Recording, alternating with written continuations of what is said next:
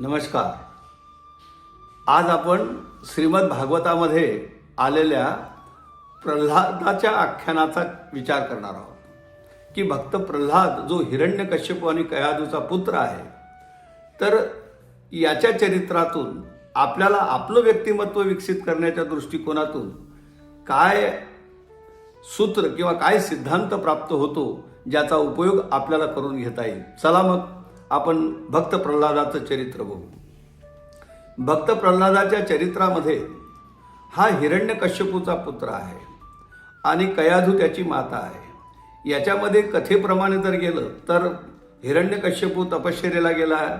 त्याच्यानंतर कयाधू ज्यावेळेला गर्भवती होती तर त्यावेळेला देवांच्या झालेल्या आक्रमणामुळे आपल्या गर्भाचं रक्षण होण्याच्या दृष्टीने ह्या कयाधूने नारदांच्या आश्रमामध्ये आश्रय घेतलेला आहे आणि त्या आश्रमामध्ये तिथे नारदांच्या माध्यमातून त्यांना जो काही गर्भसंस्कार त्या ठिकाणी मिळाला, त्याचं कारण आहे की हा प्रल्हाद या अशा पद्धतीचा घडलेला आहे. इथे गर्भसंस्काराचं एक सूत्र पाहायला मिळते.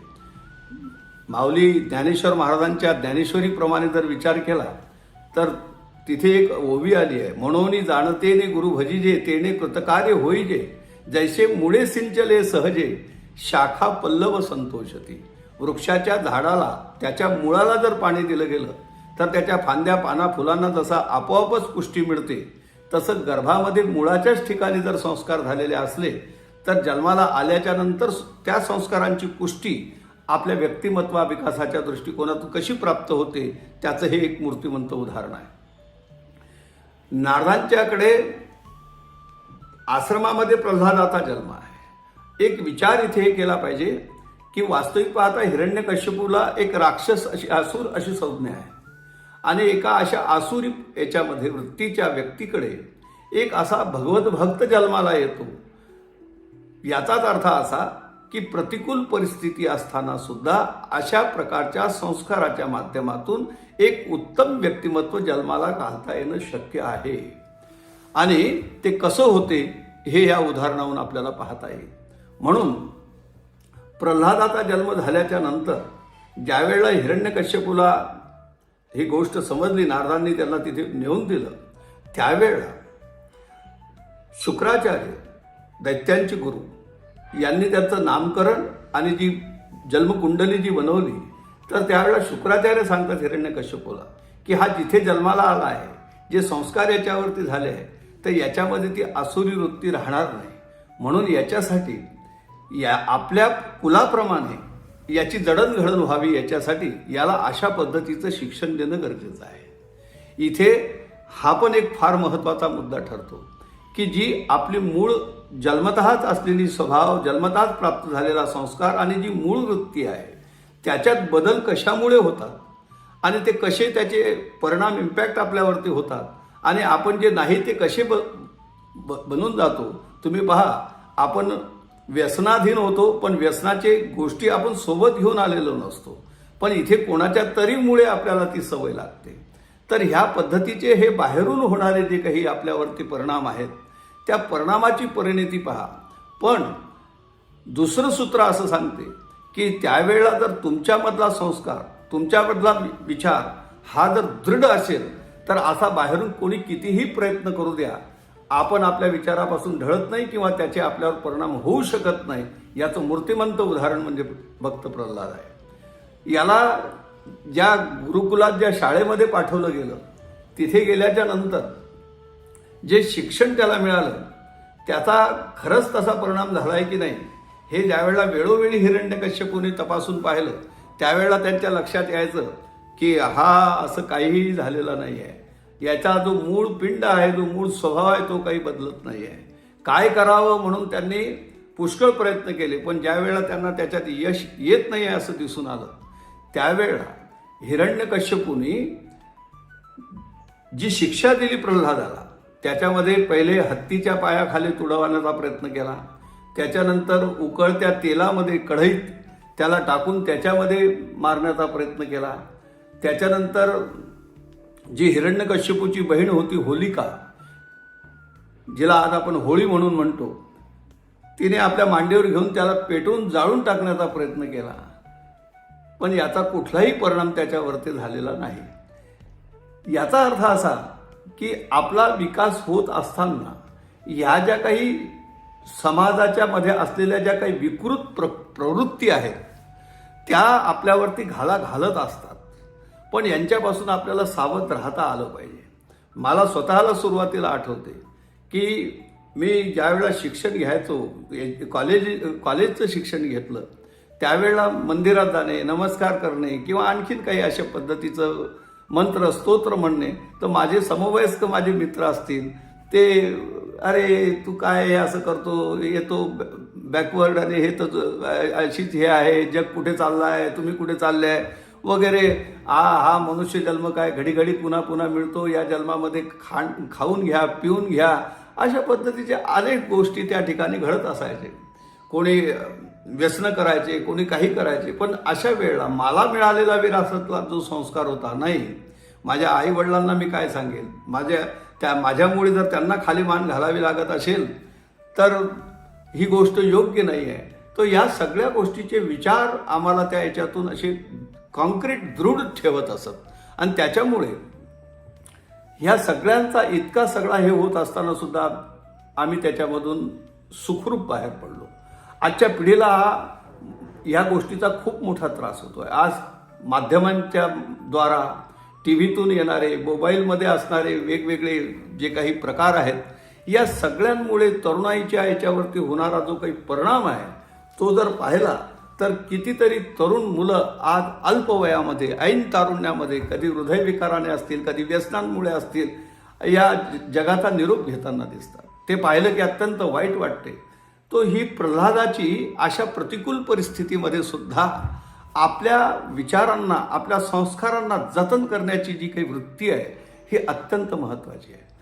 वास्तविक पाहता प्रत्यक्षात वडील होते, पण जर वडील जरी असले तरी जर त्याच्यामुळे मला माझ्या याच्यातून हे होत असेल तर मी असं नाही होणार. न आवडे जन धन माता पिता असं प्रमाण आहे त्याच्यासाठी की जर त्यांच्यामुळे जर माझ्या या नीतिमूल्यामध्ये कुठे हे होत असेल तर मी त्याच्याशी तडजोड करणार नाही, मात्र माझे नीतिमूल्य सोडणार नाही. हा जो काही एक विचार आहे हा प्रल्हादाच्या ठिकाणी पाहायला मिळतो. मग प्रल्हादाने काय केलं की त्याचे समवयस्क मित्र होते, या सगळ्या मित्रांना जमवलं आणि तिथे त्यांनी क्रांती केली तरुण पोरांमध्ये की आपल्याला एक संघर्ष या आसुरी शक्तीच्या विरुद्ध उभा करायचा आहे, एक उत्तम समाज, एक उत्तम राष्ट्र निर्माण करायचं आहे, तर त्याच्यासाठी तुमचा सहयोग असणं अत्यंत गरजेचं आहे. तो अशा वेळेला या प्रल्हादाच्या बाबतीत ह्या ज्या काही घटना घडल्या, जे मी आत्ता सांगितले की हे अशा अशा पद्धतीचे त्याला जीवे मारण्याचे प्रयत्न केले गेले, पण प्रत्येक वेळेला म्हणले देवाने त्याचं रक्षण केलं. जर तुम्ही उत्तम कार्य करायला निघाला आहात तर एक अशी ही जी शक्ती आहे ज्याला आपण देव म्हणतो, ही निश्चितच तुमच्या पाठीमागे त्यावेळेला उभी राहते आणि या ह्याच्यातून अशा विषम परिस्थितीतून माणसाला बाहेर काढते, हे मात्र निश्चित आहे. शेवटी काय झालं की हिरण्यकश्यपूने म्हणले, प्रल्हादाला असा प्रश्न विचारला की का रे तू ज्याच्या भरोशावर असा हे करतो आहे तो देव कुठे आहे? तर प्रल्हाद म्हणतात की देव कुठे नाही, तो सर्वत्र सर्वदूर आहे. विठ्ठल जळीस्थळी भरला, रीता ठाव नाही उरला, हरिव्यापक सर्वत्र समाना. गोस्वामी तुलसीदासजी महाराज म्हणतात, सगळ्या दूर तोच ओतप्रोत भरलेला आहे. म्हणजे ही शक्ती स्वरूपाने सांगतात आहे. म्हणले या खांबात आहे, म्हणले या खांबातही आहे. म्हणून जडात चैतन्य हा पण सिद्धांत तिथे सांगितला गेला. जसा माऊलींनी जड भिंत चालून हा सिद्धांत स्पष्ट केला, तसा इथे पण खांबाला लात मारली आणि त्याच्यातून खांबावरील लात मारिली दुर्जने स्तंभी नारायण प्रगटला. तर त्याच्यातून म्हणले नरसिंह भगवान प्रगट झाले. नरसिंह भगवान जे प्रगट झाले तर याच्यामध्ये दोन गोष्टी आहे की हिरण्यकश्यपूला ब्रह्मदेवाकडून मिळालेलं वरदान हे की तू दिवसा मरणार नाही, रात्री मरणार नाही, पुरुषाकडून नाही, स्त्रीकडून नाही, देवाकडून नाही, यक्षाकडून नाही, गंधर्वाकडून नाही, दिवसा नाही, रात्री नाही, शस्त्राने नाही, अस्त्राने नाही, असं जे काही वरदान मिळालं होतं, या सगळ्याची पूर्तता पहा कशी केली. दिवसा नाही, रात्री नाही म्हणून संध्याकाळी घरात नाही बाहेर नाही म्हणून उंबरठ्याच्या मध्ये, वर नाही खाली नाही म्हणून गुडघ्यावर धरलं, शस्त्र नाही अस्त्र नाही म्हणून नखांनी त्याच्या छातीमध्ये ती विदर्भ करून फाडून काढली, किंवा नरसिंह अर्धा सिंह आणि अर्धा पुरुष अशा पद्धतीचं स्वरूप अवतार धारण केला. या अवतारालाही तितकं समजून घेणं महत्वाचं आहे. इथे नरसिंह या शब्दाचा अर्थ अर्धा सिंह आणि अर्धा पुरुष असा जरी नाही केला आणि असा विचार केला की नरामध्ये म्हणजे पुरुषामध्ये सिंहाचं शौर्य यावं, इतकं वीरत्व त्याच्यामध्ये यावं की जेणेकरून तो क्रांती करू शकेल, हा नरसिंह अवतार. आणि तो ज्यावेळेला प्रगट झाला आणि त्याने ह्या हिरण्यकश्यपूचा वध केला. मग हिरण्यकश्यपू काय आहे? हिरण्य याचा अर्थ संपत्ती, द्रव्य, पैसा. श्रीसुक्तामध्ये वर्णन आहे पहा, हरिओम हिरण्यवर्णाम हरिणीम सुवर्णरजतस्रजाम चंद्राम हिरण्यमयी लक्ष्मी जातवे दोमावा. तो हा जो हिरण्य आहे आणि आक्ष म्हणजे डोळा, या फक्त केवळ संपत्ती किंवा वैभव उपभोग याच्याचकडे डोळा आहे. याच्या व्यतिरिक्त जीवनाचं काही मूल्य आहे याची जाणच नाही किंवा त्याच्याविषयीची गोडीच नाही. हिरण्यकश्यपूचं वर्णन करताना शास्त्राने म्हटलं. तर असा हा जो असुर आहे, हा जो आहे, याला ज्या पद्धतीने मारलं तर त्याचा परिणाम काय झाला की एक क्रांती झाली, एक आसुरी सत्ता नष्ट झाली आणि दैवी विचारांची स्थापना झाली. आणि हीच व्यक्तिगत विकास असेल, कुटुंबाचा विकास असेल, समाजाचा असेल किंवा राष्ट्राचा असेल, या दृष्टिकोनातून जर विचार करायचा असेल तर आज सर्वदूर जी काही आसुरी वृत्ती वपाळते आहे, मग तो आतंकवादाच्या रूपाने असेल, नक्षलवादाच्या रूपाने असेल, किंवा तुम्ही पाहत असाल लहान लहान 3-3 वर्षाच्या मुलींवरती इथे बलात्कार होतात आहे. आणि विशेष एक आहे पहा की अशा लोकांना शासनाने त्यांच्यावरती केसेस करून जरी त्यांना फासावर लटकवलं, असं जरी झालं तरी सुद्धा नवीन क्राईम गुन्हे घडतात आहेत. त्यांना अजूनही त्याचं भय वाटत नाही. याचं कारणच असं आहे की सूत्र किंवा सिद्धांत असा म्हणतो की अशा पद्धतीने ही क्रांती होणं शक्य नाही आहे. मग कशाने होईल? तर जोपर्यंत या देशाच्या शेवटच्या गावामध्ये राहणाऱ्या झोपडीतल्या माणसाच्या खोपडीत म्हणजे डोक्यामध्ये विचारांचं परिवर्तन होत नाही, वैचारिक परिवर्तन होत नाही, तोपर्यंत ह्या गोष्टीचं समाधान किंवा उत्तर मिळणार नाही. आणि म्हणूनच शंकराचार्यांनी संपूर्ण देशाटन जे केलं, शेवटच्या तळागाळाच्या माणसापर्यंत गेले, ही जी एक वैचारिक क्रांती घडली, त्या वैचारिक क्रांतीचाच परिणाम असतो की जेणेकरून विचार बदलले की मग आचार बदलतात. हेच सूत्र इथे कायम होते. आणि प्रल्हादाने हीच गोष्ट करून दाखवली. आणि म्हणून आज आम्हाला आवश्यक आहे की अशा पद्धतीची आमची जी काही वैचारिक जी काही हे आहे आणि आजूबाजूला आमच्यावर जे घडते आहे त्याचे जे इम्पॅक्ट परिणाम आमच्यावरती होतात आहे, त्याच्यातून आम्हाला स्वतःला वाचवून आणि स्वतःला जर विकसित करायचा असेल तर त्याच्यासाठी भक्त प्रल्हादाचं चरित्र हे एक आदर्श चरित्र आहे. मग अशा वेळेला आम्ही नेमकं काय करावं की जेणेकरून how we can protect that negative energies, आम्ही ह्यासाठी अशा काय कोणत्या गोष्टी कराव्या की जेणेकरून अशा पद्धतीच्या या विचारांपासून आम्ही वाचू शकतो. असा जर विचार असेल तर याच्यासाठी अशा पद्धतीचे जे स्थानं आहेत जिथे अशा पद्धतीच्या खूप पॉझिटिव्ह सकारात्मक ऊर्जांचे स्रोत आहेत, मग ते मंदिर असतील, तीर्थक्षेत्रांवरचे काही स्थानं असतील, अशा ठिकाणी जाणे, तिथे थांबणे, तिथे ध्यानधारणाधिक मेडिटेशन करणे हा एक क्रम आहे.